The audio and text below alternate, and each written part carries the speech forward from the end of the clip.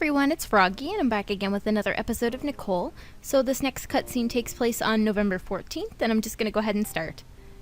It's been a while since the day of the big game, and things have settled down for the most part. We actually managed to win it.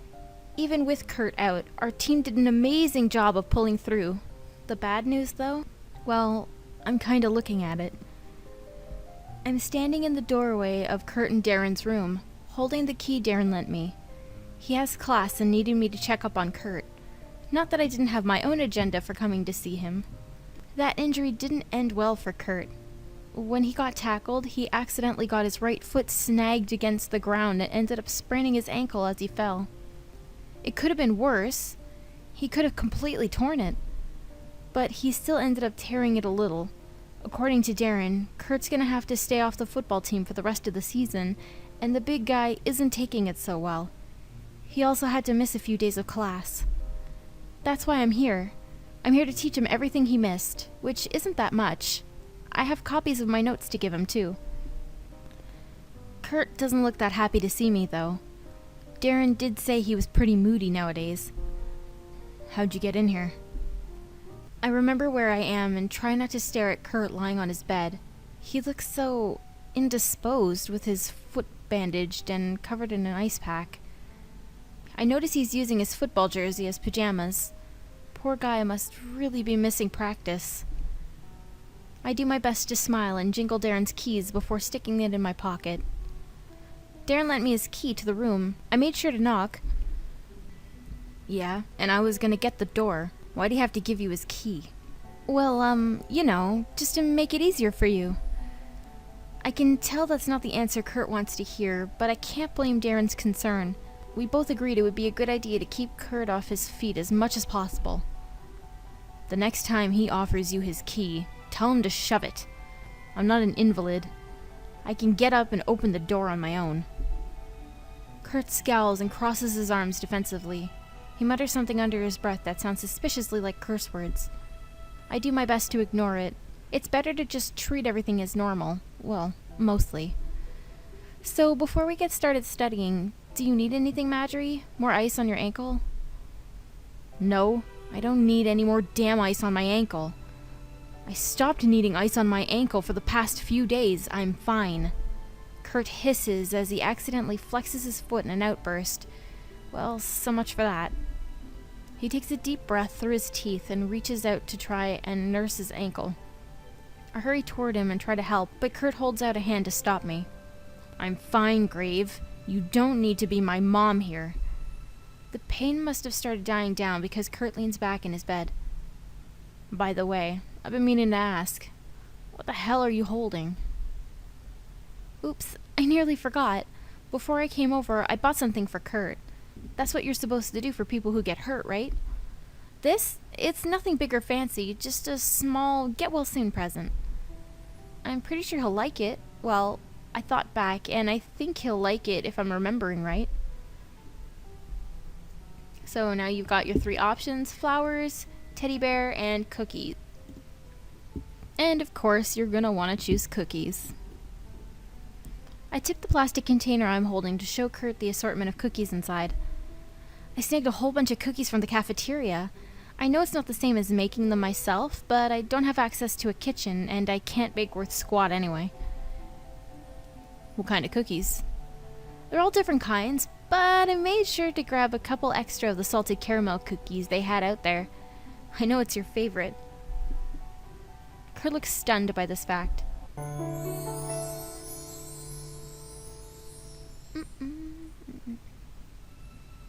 Hell, you remembered. Well, yeah. Why wouldn't I? I shake the box in my hand. Want to taste one? They're pretty good. Kurt nods reluctantly, probably still in a cranky mood from before, but at least he seems much more relaxed. He's even smirking as I pop the lid open and extend the box toward him. One thing I'd never complain about is being served by a pretty girl. The only thing better would be if you fed me. You want me to? Kurt mustn't have expected me to play along because he balks at my question. Serious? You really would? No, I don't need you to. It was a joke. I roll my eyes and pick a cookie from the box. Shut up and take the cookie, Marjorie. I stick the cookie into Kurt's mouth before he can protest again, and he makes a noise like he's about to spit it out.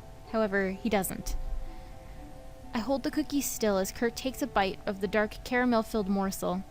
He chews the cookie sorely at first, but I eventually hear him give off a small hum of appreciation. This is pretty damn good. Told you. I hold the bitten cookie out toward him and drop it in his palm. I'll put the rest of them over here on the desk for later. Kurt just waves his assent as he stuffs the rest of the cookie into his mouth. Once I put the plastic container down, I go and drop my bag at the foot of Kurt's bed. So, when are you going to be able to come back to class? I'm pushing for soon. Doc said I'm gonna need crutches to get around, but I'll deal. At least I'll be able to do that much on my own. Kurt huffs bitterly. You got the notes? In my bag. Let me get them. I kneel over to rummage in my shoulder bag, and I get a feeling that I shouldn't ask the question that just popped into my head, but I have to make sure. What's that saying? Better to err on the side of caution? Hey, if you're not up to it, we can always do this another time. I don't want to push you while you're recovering. I stand up, notes held to my chest, and I hesitate to hand them over to Kurt. He looks kind of upset that I even suggested the alternative. I never thought I'd ever say this, but I want to study. I've been sitting on my ass, doing nothing for 4 days straight. I need something to do so I don't feel... Kurt bites his tongue and then vehemently shakes his head. I want to study with you, Grave. I like being with you. Ain't that a shocker? Don't say I never gave you a chance to run. If we're doing this, what do I have to get you? I'm not letting you up from the bed, so don't even bother arguing with me. You're as bad as Darren. I just need my textbook and notebook. Oh, and a pencil. I nod, then move around the room, collecting what Kurt asked for. Once I have them gathered in my arms, I place them at Kurt's bedside, then sink down to sit on the floor beside him. Man, it feels like ages since we've done this. Once I actually started working at this, I've been needing you less and less. I know you'd miss tutoring me, Grave. Maybe a little. There it is. The air always gets a little thicker when Kurt and I are alone like this, and especially after one of us says something sentimental like that. It's weird how often this has been happening between us. I hear Kurt cough, and then there's a hand on my head, ruffling my hair. Gross. It better not have been the hand he used to cover his mouth. You're cute when you blush, Grave. Yeah, I'm cute, we get it. Even though I hate it when people touch my hair, I let Kurt do it until he's done. Do you remember where we left off? No, but I remember the last thing I read was about assets and liabilities. Pretty easy. Oh, totally. But we went over way more of that in class. Hey, turn to page 213. I remember him pointing it out. It feels like old times when we start studying again. I haven't done this in so long, but I guess it's like riding a bike. I just need to get back into the swing of it before it all comes rushing back to me. But things are kinda different now. Like, I know I shouldn't worry about it, and Kurt would hate it if he knew that I was, but a sprained ankle is still a big deal. I can still remember how scared I was back when I saw Kurt lying on the football field. He was so still. There was even a second where I thought he might have been dead. That's kind of embarrassing to admit. It's a total overreaction, but gosh, I just got really emotional, and Kurt was just lying there.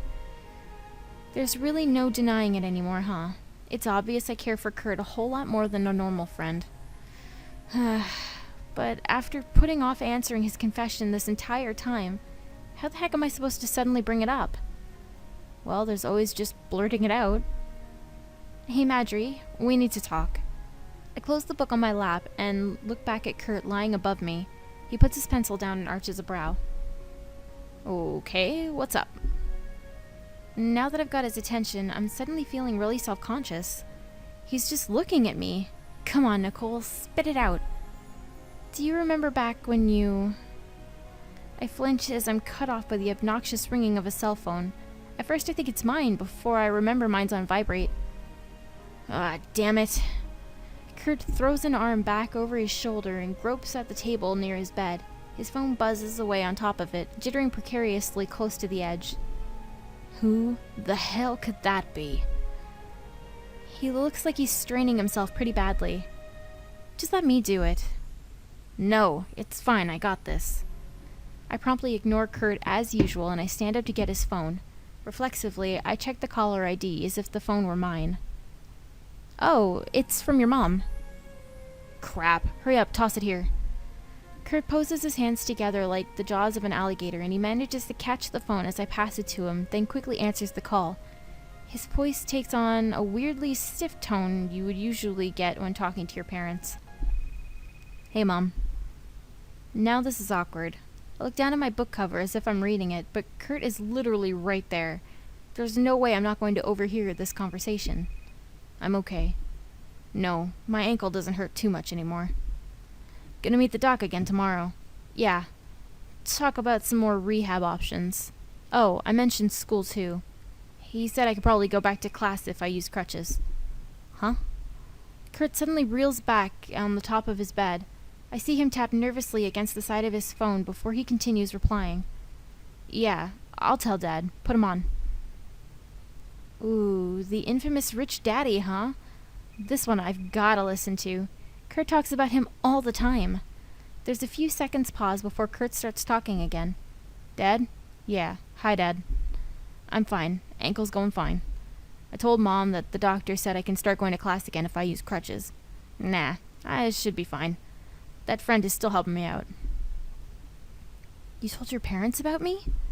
I clap my hand over my mouth a little too late. Kurt silently glowers at me and holds up a finger to his lips. Huh?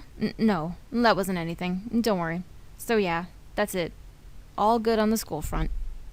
Kurt pauses like he's waiting for a chance to end the call, but his dad must have said something provoking because he lets out a tired groan. Yeah, I can't play football for the rest of the season. Coach said it shouldn't affect my financial aid since it's a sports-related injury. I just have to go to rehab and pop in every now and then. It's all good.